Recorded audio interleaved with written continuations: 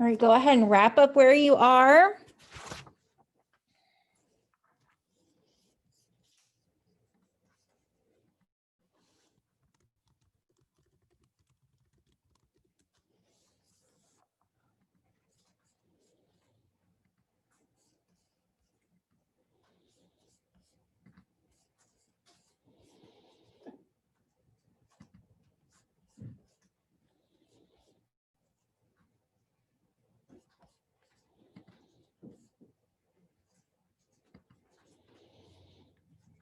Today we are going to be talking about doing research and having a little research boot camp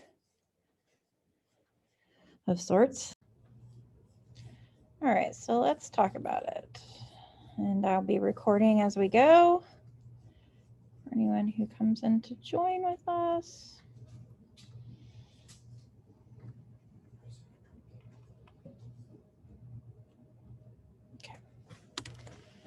All right, so first we need to go over some things about citations, only because it continues to be an issue. And this next portion of our writing really relies a lot on citation work. So I'm not going to go over every single slide in express detail, but I am going to just kind of touch on it and have this resource here for you. So that you can refer back to it. So we're really kind of talking about some refreshers. Our next big project we're going to be working on next week is an annotated bibliography and then our scholarly research post. That both of those require that you can cite research appropriately, right? And it's really important, especially as we prepare to move into literature, where we'll be doing lots and lots of citations. So when in doubt, I want for you to make sure that you cite, okay? So that means that you cite in your text, you cite when you're typing in your writing in your paragraphs. And then you also have an in-text citation. At this portion of the class, if you fail to either provide me a parenthetical citation or a signal phrase that indicates where you got that information from, as well as an in-text citation, meaning a works cited page, that's plagiarism, okay? There isn't any more leniency on that because we've been going over it now for a month. So there should not be any more issues with people inadvertently plagiarizing. Generally what happens is that people are lazy, okay? So I want to encourage you to make sure that you're giving yourself enough time so that you don't have to worry about running into plagiarism issues. So anytime that you pull in a fact from an outside source, anytime. So even if it's something as simple as just like the current population at Smyrna High School, or how many holiday cups that Starbucks is about to put out, you have to cite that or attribute it, okay? Whenever you're quoting somebody else's work, whenever you're paraphrasing, whenever you're summarizing, you have to cite, right? If you refer to any facts that come from a website, encyclopedia, news article, or other fact that's not directly from your own head and your imagination, then you have to cite it. So the exceptions are things that are facts that kind of are colloquial facts that everyone's memorized, like why we celebrate the 4th of July or what September 11th signifies. Make sure that you also cite authors' research statistics. So if you decide in your scholarly blog post that you're going to use a chart that somebody else created, you have to cite that chart, okay? Any kind of facts that aren't commonly known, even if they happen to be well known to you because you're an expert in that area or you've been doing a lot of research and you feel like it's something that everybody knows, you still need to attribute, right? You still need to cite. Okay, so anytime that you don't have to cite, just as a reminder, you don't have to do cliches. Okay, you don't have to do proverbs and you don't have to do colloquialism. So a leopard cannot change its spots. The grass is always greener on the other side. You don't have to put those in quotation marks or find out who originally said those things. Well-known quotations like to be or not to be, that is the question. You don't have to cite that pretty much. I hope everybody knows that that's Shakespeare. All right, and then at this point, plagiarism If you are still like, I'm just really not sure what plagiarism is, Mrs. Cummings, then click this link and read through all of the ways that you can plagiarize, okay? Don't cheat, because at this point, again, I'm going to give you a 0. In college, it would be recommended for academic misconduct, which could get you kicked out of school. It also can make a 0 that sticks. So it's really not worth, I'd be doing you a disservice if I continue to let people inadvertently or with intention to plagiarize. We also need to get practice with using signal phrases. So this is a signal phrase that's a phrase at the very beginning of a sentence that lets you know, your reader know that you're about to cite information that came from another source. For example, according to John Smith, author of Pocahontas is My Love, quote, Native American women value a deep spiritual connection to the environment. That came from page 265. So notice that I took the quote, I put it into quotation marks, right? But then I also let you know who the original author was in that.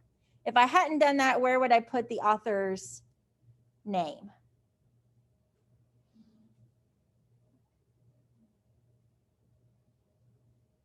If I'm not going to introduce the author in the beginning of the quote, where do I put it?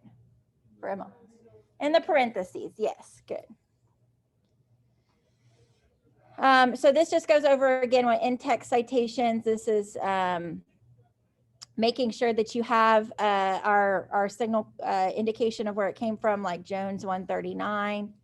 A refresher on summarizing. So if you need a refresher on summarizing, I feel like we've talked about it a bit. And then paraphrasing, okay? A big thing that I've noticed that students have been struggling with is incorporating sources and really making sure that you guys know you cannot have a quote that stands alone in your essay. So it can't just be like, today was a really hard day, and then period, and then some kind of quotation that says about how it was a hard day according to somebody, with no discussion of the quote, no integration of the quote. So you need to make it part of your writing by introducing it beforehand and then commenting it on after. And next week, when we talk on Tuesday, we're going to talk about the Oreo sandwich and really making sure that we use that for our scholarly article, because you need to introduce, that's kind of the top layer of the cookie, right? Introduce the quote. Then in the middle, where like the meat is, or the creamy filling, is your quote. And then the bottom cracker or the cookie or the bottom bun is you saying why it's important, okay? So if you think about it like a sandwich, the quote's the meat on the inside, but before you taste the meat, you have to be introduced to the sandwich by the bread. And then after you bite down on that meat, you need to have another piece of bread to round out the meal.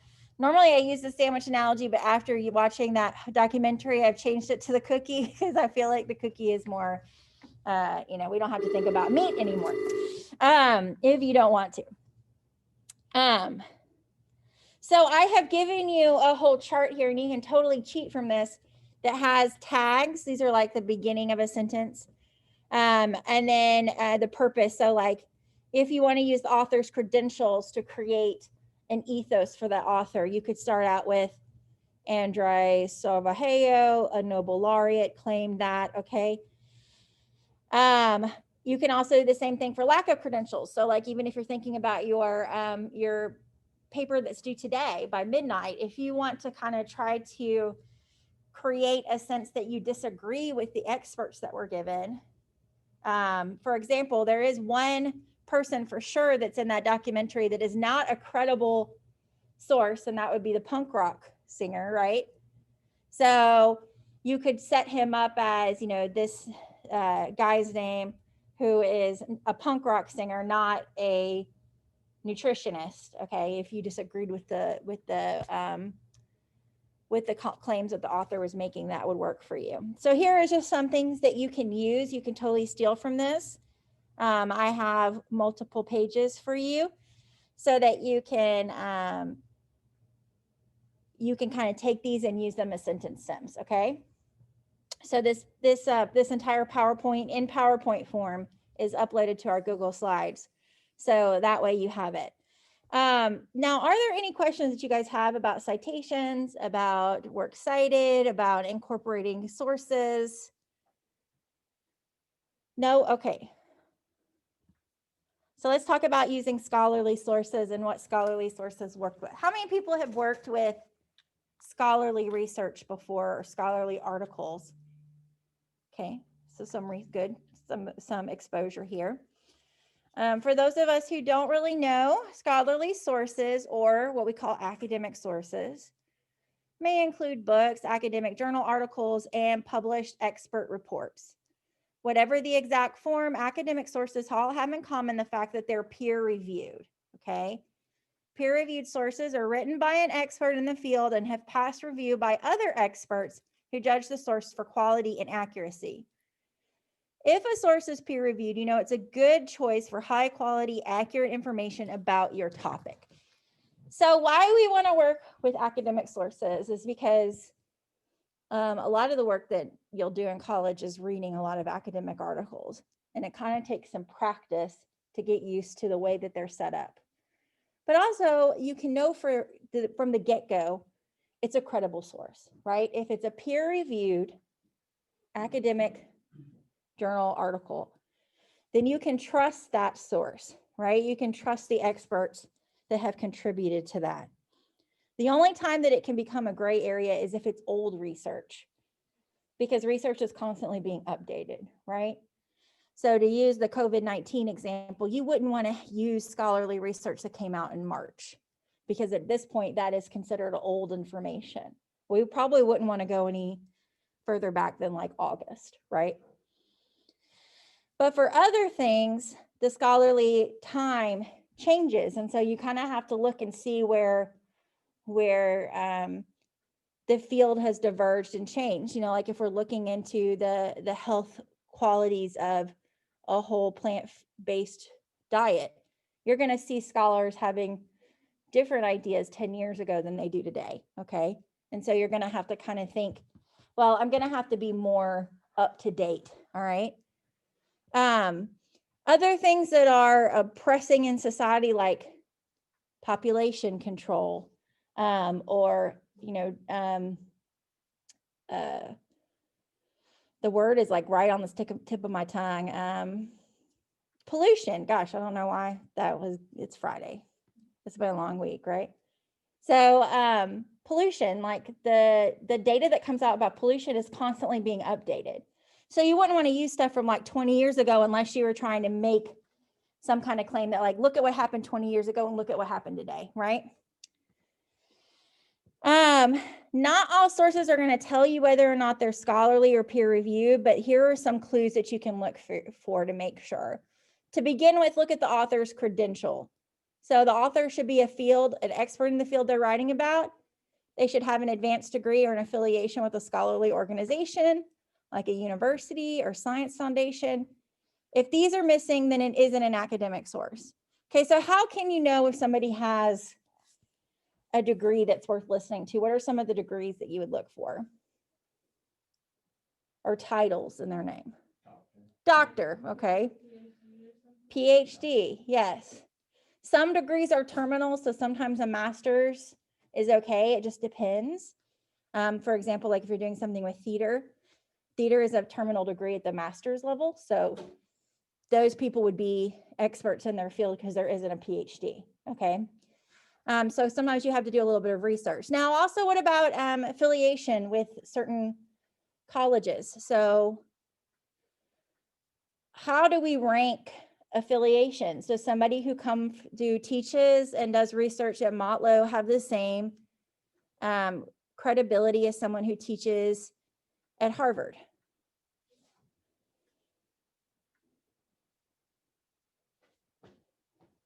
What do you guys think? Why not?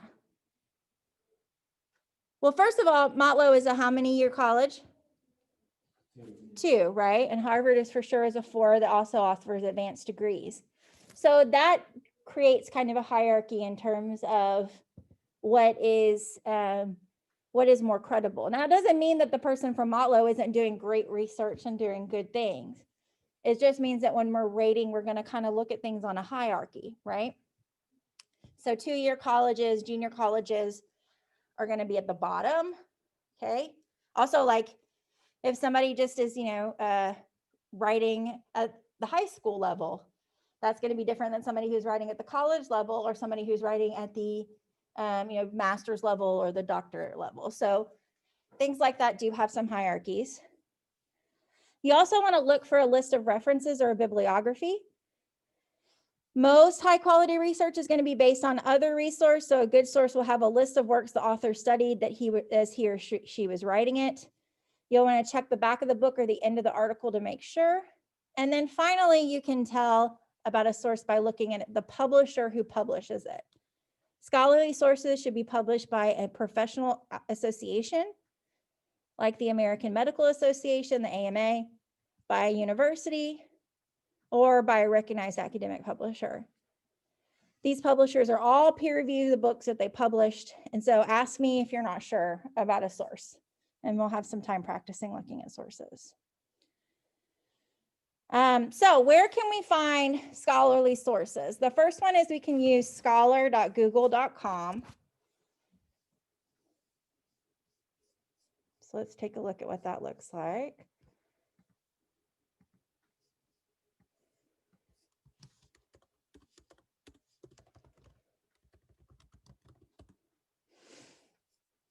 All right, so you'll see down here automatically it has articles about COVID-19 if you were conducting research on that, but I don't think anybody in here is conducting research on that.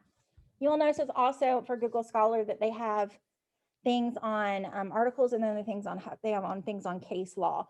Some of you might find that looking at things on case law might be helpful if you're studying something like abortion, or if you're studying something like teenage driving, drinking, those kind of things about case laws that have been passed. But let's just search up vegetarianism. Okay, so if you just use one word like this, you're going to get a whole bunch of stuff, right? And we're already past the research phase where we have given our people background information.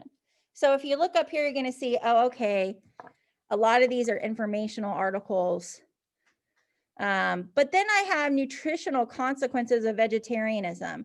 So talk to me about that article. Would I want to click on it? You can't hardly see from down there, but it is published in the annual review of nutrition from 1991. Do I want that source? No, it's too old, right? So with Google Scholar that I like is that you can kind of set date ranges.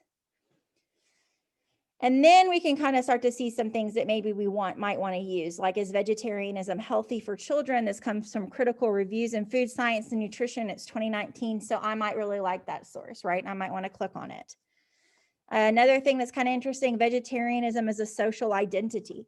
So we're moving into the point where you're going to kind of be able to look at this research, because I'm going to have you find one article today, but we're going to ultimately find 3. And what I want for that research to inform is your solution. So the solution that you initially had, maybe you still want to stick with it. But through this research project, you maybe have a different solution that's evolving, right? You maybe want to talk about something else within your larger topic that you have realized is maybe a real solution to your problem. Then we also see vegetarian, depression, and the 5-factor model of personality. So also as I'm looking, I'm going to think rhetorically, do I want to have all articles that are in defense of my solution? Like if I'm going to be arguing that I think that vegetarianism is the healthiest and best diet for people, I can either find 3 sources that is going to document that, or I could find like 2 sources and then one that kind of offers a contrary view that I then get to argue with a little bit, okay? So that's completely your choice on what works for you as an audience member, because you're kind of applying your own what works for me onto other people. So I might want to look at this vegetarianism, depression, and the 5-factor model of personality, because I might really want to talk about, some people say that people who have a vegetarian diet can end up depressed, largely because of missing nutrients in their diet, this kind of argument that comes from that. And so I then might want to find another source that kind of says, well, if you do this, it'll actually counteract that. Okay, so you kind of have a lot of strategic choices that you can make. So that's Google Scholar. Now, sometimes you might click on an article and it won't let you access it, or it will only let you read part of it. Okay. It'll give you the option on getting access. And then it might say that you can read it and purchase it for $44. And then that also can be like now that is the downside to Google Scholar, is that we are not affiliated with the university. Even though you do have Bethel doesn't have access to Google Scholar articles, which is kind of a bummer. But a lot of them are free, so you kind of just have to do some digging. The other is the Tell. So let's take a look there. And if you guys actually want to follow along with me, we're going to go to the Library Media Center, so shs.rcschools.net, and then academics, and then you're going to click on the Library Media Center link. Okay. I'm going to give you guys a second to get there.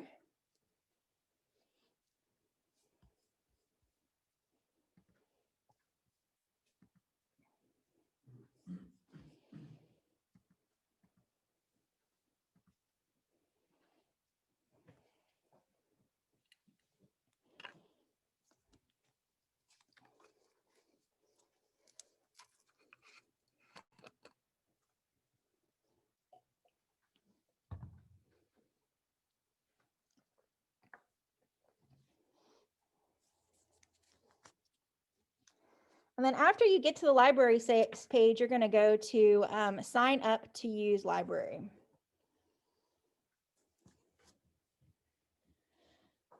Oh, I'm sorry, not sign up to use library. You're going to go to research resources. And we're going to look at the Tell. We kind of looked at this once before. But today we're going to work from the academic one file. Okay, so I want you to go ahead and click on that. Now, this previous slide talks about the different options of things that you have, like the academic one file. If you're doing a controversial issue, you might want to use the controversial topics, opposing viewpoints. But today we're just going to work with the one file.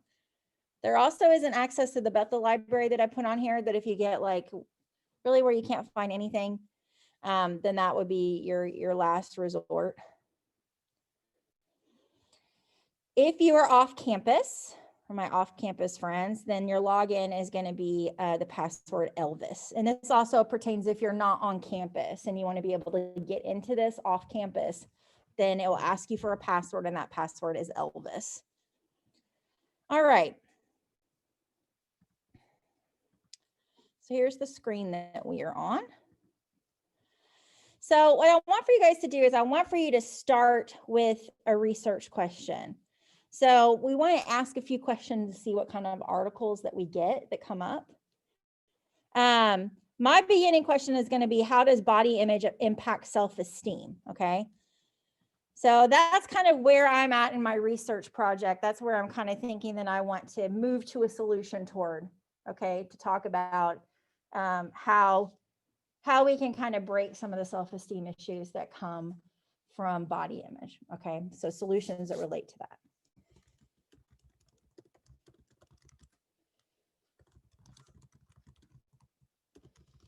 So if I search for that, then you're gonna see that I have some generated topics that come up, and then I have some academic academic journals. That's what I'm looking for. Okay, so you want to make sure that that up there is selected. It says academic journals.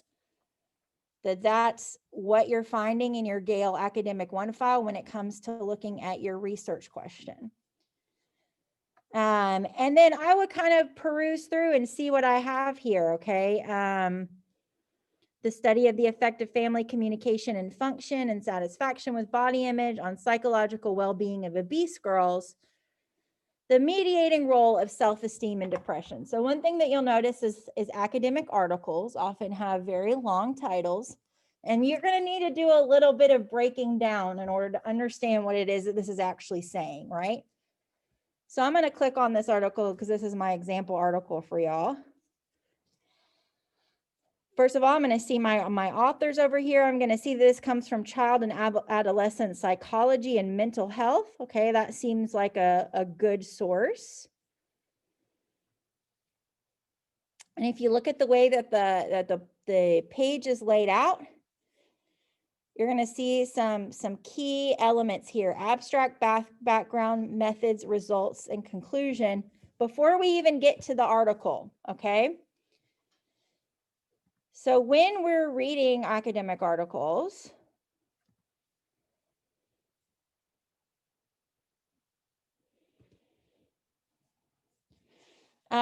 a couple of things that I want you to look at is one at the very top, it's got your DOI. This is actually whenever you cite the website that it came from, that's what you use. You use the DOI, and it's up there in that corner. And then you'll also see that you've got some similar articles that can help you find your next article that you're going to use. Or if the first article that you stumble upon doesn't work, you can see those similars and see if maybe one of those work. You also can see some related searches. So Academic OneFile tries to be kind of helpful for you to be like, okay, well, this wasn't exactly what I was looking for. Maybe I should click on one of these things and see what it comes up with. So to read a peer review article, we have to know the structure of the thing, okay? So they all kind of follow a very basic structure. Sometimes they change a little bit. The first part is the abstract. This is going to be a short, less than 250 word summary of the main points, the research methods, and the findings. If your article has that, start with that, because you can kind of read that and know in that 250 words if this is something that's going to actually work for you, okay? Then there's going to be some kind of introduction and literature review. This also might be called the background. So it's going to tell you kind of, here's the information that has informed our research. Here's some other people who have done some research like mine, or that has informed my research question. Then if they've done a study, they've done a comparison, they've read a bunch of literature, they're going to tell you what their methods are. Okay, so how did they actually do this research? How did they survey people? Did they do an experiment in a lab? Did they observe people's behavior? Did they look at medical records? Okay, so it's going to tell you that. Then results, you're going to see what they have found and what they have discovered.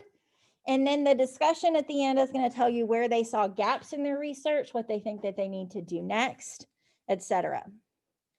So if we look at my article, I don't have an abstract, so I'm going to go ahead and skip to the background. And the background says, obesity has become a global problem in childhood and adolescence. The objective of the present study was to investigate the impact of family communication and function and body image satisfaction on the psychological well-being by considering the mediating role of self-esteem and depression. But what does that actually mean? So this is kind of some of the work that you have to do with scholarly research, is you have to kind of break it down.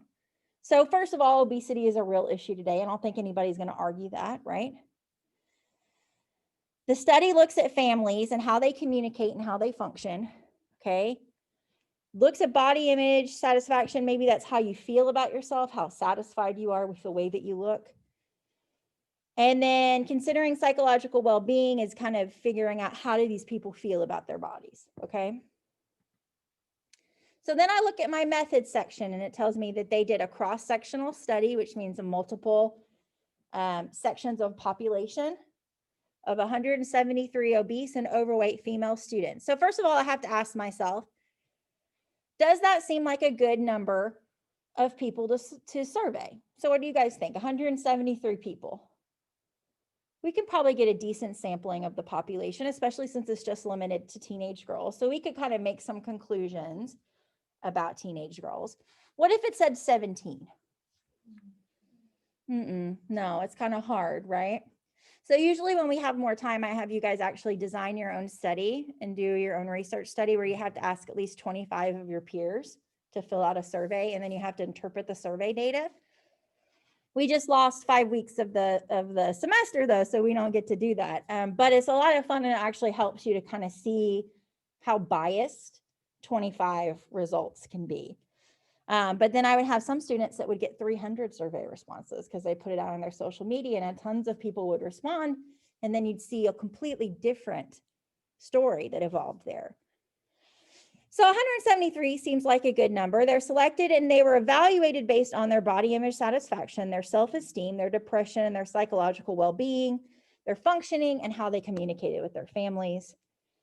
And then they tell us how they process the data. So they used structural equation modeling with Amos and SPSS. So they let you know, okay, we know what we're doing, right? We're using this special software. And then it tells you the results, okay? So I recommend you're going to read to this point. You're going to read to the results part, okay? The results showed that family communication and functioning directly affected adolescents' psychological well-being. So meaning that how well these kids, what kind of family structure they had. So if they had a lot of family support about how they looked and who they were, then they were happier, had better self-esteem, less depression. But if they didn't have that, then that directly affected their body image. You know, if your mom's constantly telling you you're fat, that's going to affect your, now that seems pretty logical, right?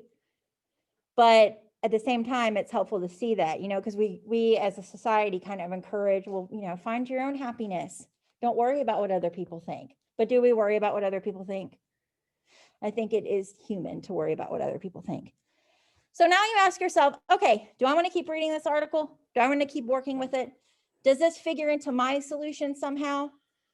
Remember that we are past the definition portion of your work. So if your article at this point has only worked to define what it is that you're working with, then you don't want that, right? If it does some definition work, that's okay.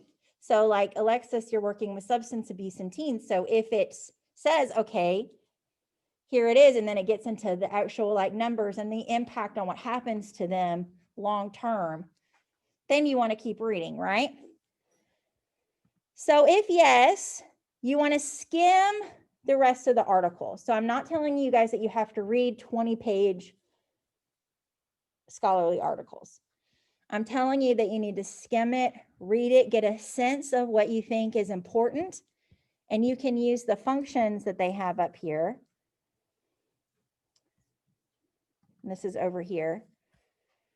First of all, you can cite, it will give you the citation and it will ask you what format you want it, and you want it in MLA. So this is your on your works cited, okay? So you can copy and you can paste that, or you can export it to your Google Drive or to your OneDrive, which is super helpful. You can also highlight and make notes on it, okay? And then whenever you highlight something, you can just be like, okay, evidence. This is the kind of annotation work that will go into your annotated bibliography, okay? And then you can send it to yourself. So after you're kind of done going through the information, you've made some highlights, you've done that kind of thing, you can send it to your Google Drive, your OneDrive, or to your email. Today, I'm going to ask you, whenever you find your article that you want to work with, that you send it to your email, because we're going to go down to the library and we're going to print a copy of our research. All right, so let's say that I was like, okay, you know what? I really want to know more about how do these teenage girls get there, okay? So over here it says understanding school-age childhood obesity. That might be a next step that I want to take, because I might want to think, okay, well, maybe my solution is that we need to address obesity rates, okay? Or maybe my solution that I've realized is we need to talk about better mental health, right? And how to encourage better mental health, or better family functioning, having families being more supportive, okay? So your first article can take you in many directions. Not all of them are going to be exactly structured this way, but if you look through my article, I might not want to rely so much on the background information. I already know my background information, right? I've already done that research. So I know what body image is. And I know how obesity is defined, because I've done that research and I've provided that. So I would kind of skip down to to the method and then think, okay, how do they get their information? Okay, they gathered questionnaires. And then they sampled 10 girls' high schools in one location. Okay, so I skimmed that. And then I kind of skimmed through the rest of, how did they decide what body satisfaction was? And they have a scale. So the scale asks these questions. How much do you agree with these? I'm happy with my weight. That goes all the way to agree to strongly disagree. Okay, so I might comment on that in my annotation. And then I go down and I say, okay, so 46.8% of the participants are in the age of 12 to 14, 53, that kind of thing. So you don't necessarily have to read the whole thing. You want to look for the highlights. You want to look for the information that you can use for your rhetorical purpose. And that purpose is your solution, okay? So we're going to take some time. You're going to find one article. Now you're going to have 15 minutes to find that article. All right. So that means that you're going to have to be focused. That means that you're not going to probably get to read the whole article, but I want you to be able to have one article that we can take and you can print out so that you can mark on it. You can read it completely. Before we do, does anyone have any questions about what we're looking for and how we're trying to find it today? Okay, so if you have questions or if you need help finding something, then let me know and I will come and I will help you. For people at home, thank you for watching.